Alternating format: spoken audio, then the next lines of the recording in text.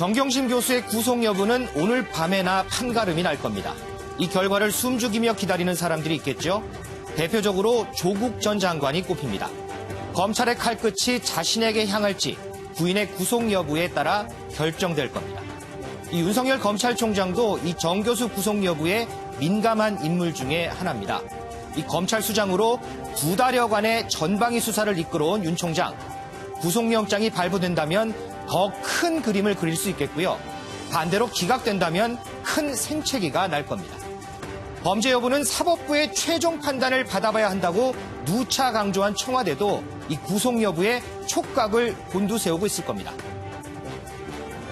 인사청문회까지 마쳐 절차적 요건을 모두 갖춘 상태에서 본인이 책임져야 할 명백한 위법 행위가 확인되지 않았는데도 의혹만으로 임명하지 않는다면 나쁜 선례가 될 것입니다.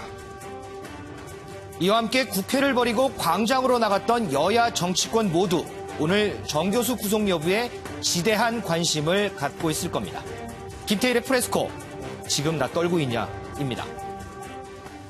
네, 정경심 교수의 구속 여부가 정치권 또 검찰, 조국 전 장관, 여야 모두에게 미치는 후폭풍이 엄청날 겁니다. 그걸 하나 좀 짚어보겠습니다. 김태일 기자, 먼저 청와대부터 보죠. 입장 표명이 있었습니까? 일단 청와대 오늘 영장 실질 심사 결과를 기다리고 있을 텐데요. 청와대 측에서도 어떤 입장을 섣불리 내기는 좀 힘들다 이렇게 보입니다. 만에 하나 어떤 쪽이라도 입장을 낸다면 이 법원에 가이드라인을 제시하는 거다. 사법부에 대한 압박이다. 이런 빌미를 줄 게 뻔하거든요. 그렇기 때문에 청와대 지금 현재 무슨 말 할 수 있지는 않을 것 같고요. 내부적으로는 아마 무척 이 결과에 대해서 지대한 관심을 많을 텐데 지금 현재로서는 어떠한 입장을 내기도 좀 그럴 것 같습니다. 예.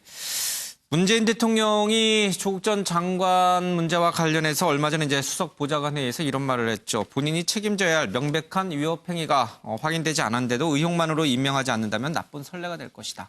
그런데 이 구속이 되면요. 물론 이제 그게 유죄는 아닙니다만은 의혹이 상당 부분 사실의 가능성도 내포하는 거니까 문 대통령으로서는 저 말을 한 것이 스스로 발목을 잡을 수도 있는 상황이 될 수도 있겠어요. 그렇긴 하지만 사실은 재판에서 유무죄 여부가 가려지는 게 궁극적인 판단이죠. 그러니까 문재인 대통령이 얘기했던 거는 11개 죄목으로 11개 혐의로 지금 기소가 된 정경심 교수에 대해서 과연 법원이 어떤 유무죄 판단을 내릴지 이제 그걸 지켜보자는 걸로 봐야지 지금 구속이 된다, 구속이 안 된다, 영장 발부가 된다, 기각된다 이걸 가지고 거 봐라라고 얘기하는 거는 좀 무리할 것 같아요. 예. 오늘 정경심 교수의 구속 여부는 문 대통령의 저 의혹 얘기와 연계시키는 것은 좀 무리하다. 그렇다면 여야 정치권에 미치는 파장도 마찬가지인가요? 한국당이든 민주당이든 서로 이제 자기들에게 유리한 해석을 하겠죠. 그러나 그게 한국당이나 민주당에게 치명적인 타격을 준다 이렇게 보는 거는 어려울 거고요. 이제 만약에 오늘 구속영장이 기각이 된다면 거 봐라 과잉 기소 아니냐, 과잉 수사 아니냐. 이런 얘기에 이제 목소리를 더 높일 거고 반대의 경우는 거 봐라 응당한 법원도 그렇게 판단을 하지 않았느냐 이렇게 얘기를 할 테니까 한국당이나 민주당은 서로 결과를 놓고 자기들에게 유리한 해석을 하겠죠. 또 아까 기자들이 보도했습니다만 서초동에서 또 맞불 집회, 촛불 집회 한쪽은 구속 맞다, 한쪽은 구속 안 된다라고 얘기하는 그들에게도 또 사후에 송경호 판사의 결정을 놓고 또 두 쪽으로 나뉘어서 잘했다 잘못했다 또 싸우겠죠. 그러나 한 가지 제가 추가하자면 정치든 또는 시민사회든 모든 걸 다 사법화. 검찰에 가자 고소고발하고 그다음에 재판을 받아보자. 이거 정말 우리 사회가 언제까지 이렇게 정치의 사법화, 분쟁의 사법화 모든 걸 다 법원과 검찰에 가서 모든 걸 결국 결론을 내려고 하는 이거는 결코 바람직하지 않다는 점을 지적하고 싶습니다. 구속 여부가 유무죄를 가르는 기준이 되지 않기 때문에 여야 모두 그리고 청와대 모두 이 부분과 관련해서 책임을 져야 한다. 커봐라 우리 말이 맞지 않느냐 이렇게 서로 자신들의 입장을 강조할 것이 아니라고 분명 이렇게 우리 윤 의원께서 얘기해도 오늘 구속 여부가 결정이 되면 분명 그런 모습이 또 드러날 겁니다. 그렇죠? 집회하는 분들도 그렇고. 알겠습니다. 폭풍이 어디까지 갈 것인가 청와대 여야뿐만 아니라 당사자인 조국 전 장관에게도 직접적인 영향을 줄 것으로 좀 보이는데 김근희 기자. 네. 오늘 조국 전 장관도 사실 뭐 자신에게 미치는 영향을 떠나서 부인 아니에요. 그렇죠? 부인이 구속 심사를 받는데 뭐 마음이 편할 리가 있겠습니까? 그렇습니다. 사실 뭐 취재하다 보면 영장실질심사 때 종종 가족들이 법원을 동행하는 경우도 있곤 했는데요. 오늘 조 전 장관은 일단 이 법원에 있던 취재진들의 모습이 포착되지는 않았습니다. 아무래도 조 전 장관으로서는 오늘 결과에 따라서 이제 부인이 구속될 수도 있는 상황이기 때문에 일단 외부의 노출은 피하면서 오늘 밤이나 또는 내일 새벽에 나오게 될 구속영장 발부 여부를 좀 지켜볼 것으로 보입니다. 예. 조국 전 장관과 정경심 교수 공동 운명체가 아닌가 이런 생각도 좀 드는데 어제도 저희가 전해드렸습니다마는 11개 그 정 교수에게 적용됐던 혐의 가운데 일부 한 서너 개 정도는 조국 전 장관도 연관돼 있다 이런 얘기들이 있었잖아요. 그렇습니다. 만약 오늘 정경심 교수에 대한 구속영장이 발부가 돼서 구속이 결정되게 되면 향후 검찰 수사의 방향이 조국 전 장관을 향하는 것 아니냐 이런 해석들도 나오고 있습니다. 그동안 조 전 장관은 이 정경심 교수도 본인의 혐의를 부인해왔지만 조 전 장관도 관련 의혹들에 대해서 자신은 몰랐다라는 입장을 그동안 강조해왔었는데요.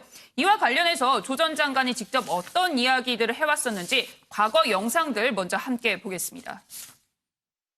코링크라는 이름 자체를 이번에 알게 되었고요. 사모펀드라는 것이 잘 뭔지도 모르는 사람입니다. 동시에 제 처도 전문 투자자가 아닙니다.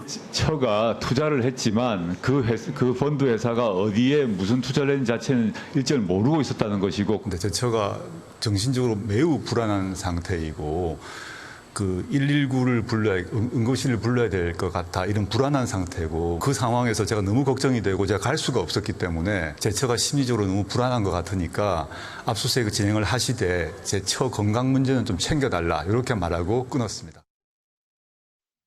네, 이 정경심 교수의 몇 가지 혐의 중에서 이를테면 뭐 인턴 증명서 관련 의혹이나 뭐 사모펀드 또는 증거인멸 교사 등과 관련해서 이에 이 조 전 장관이 얼마나 개입했는지 등을 따져봐야 한다는 의견도 있기 때문에 향후 검찰이 조 전 장관에 대한 수사를 본격화할 수 있지 않겠냐 이런 전망들도 나오고 있습니다. 예.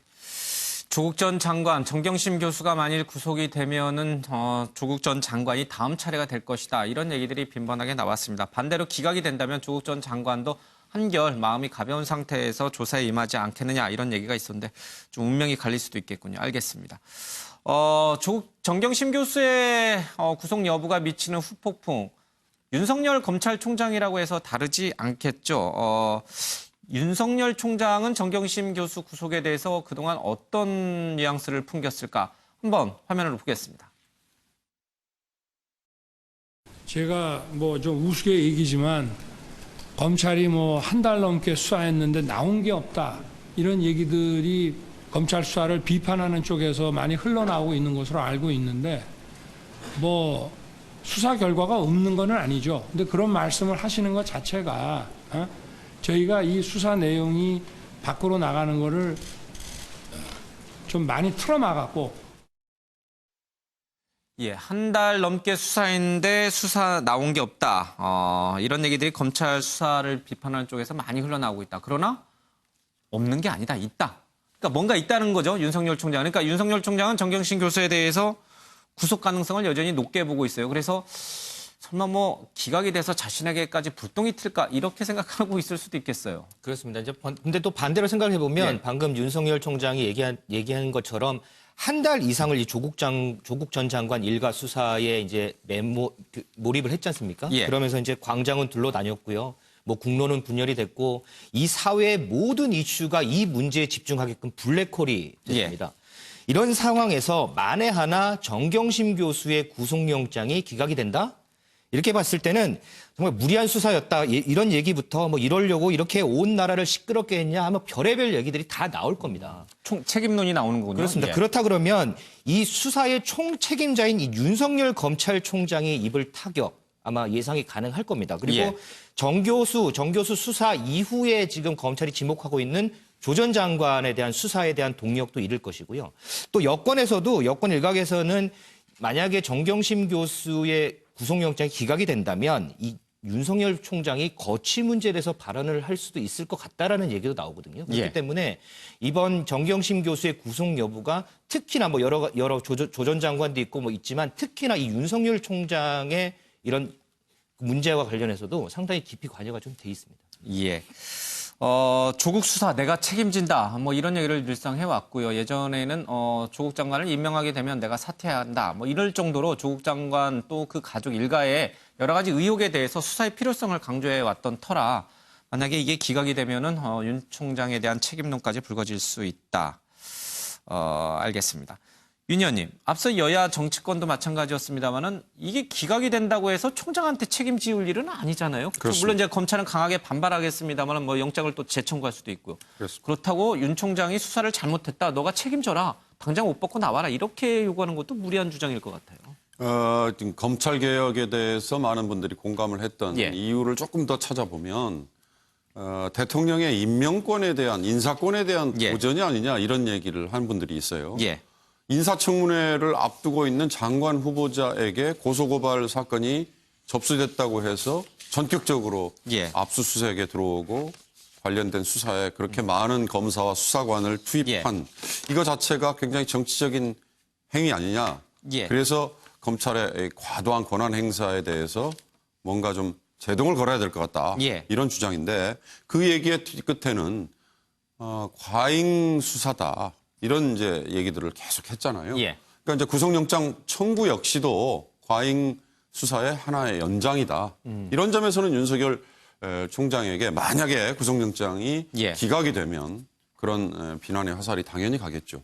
반면 조국 전 법무장관은 이미 물러나 버렸지 않습니까? 예. 물러나 버린 상황에서는 윤석열 총장이 입게 될 그런 타격만큼 크지는 않을 거예요. 예. 뭐 몇 가지 혐의를 언론에서 얘기하고 있습니다만 그거 역시도 규명이 돼야 될 문제고 예. 서울대에서의 뭐 인턴 증명서 허위 발급 여부 뭐 이런 것도 규명이 돼야 될 문제이기 때문에 그리고 그게 과연 지금 상당히 뭐 눈을 끌게 하는 것 중에 하나가 정경심 교수에 이어서 조국 전 법무장관조차도 구속될 가능성이 있다. 이렇게 벌써 예. 언론에서는 얘기하는데 제가 보기엔 그런 거야말로 정말 눈길을 끌기 위한 어찌 보면 너무 앞서 나가는 거 아닌가 이런 생각이 들어서 윤석열 총장이 책임을 져야 된다는 거는 기소가 된 정경심 교수에 대해서 법원이 무죄를 선고하는 경우이겠죠. 예. 아까 문재인 대통령이 얘기한 법원의 판단, 사법부의 판단이라는 것도 바로 저는 그거일 거라고 보고요. 예.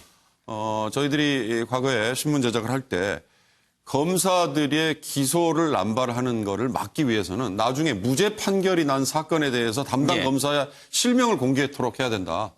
기사를 쓸 때 그 실명을 거기에 반드시 공개토록 해야 된다. 이런 내부의 논의도 있었습니다만 사실 예. 쉬운 문제는 아닙니다. 근데 마찬가지로 정경심 교수든 뭐든 누구든 간에 검찰이 이렇게 의욕적으로 나서서 기소를 했으면 이게 나중에 유죄로 결국은 결말이 된다면 책임 문제가 없지만 법원에서 무죄를 내릴 경우에는 당연히 책임 문제가 따를 수 있다.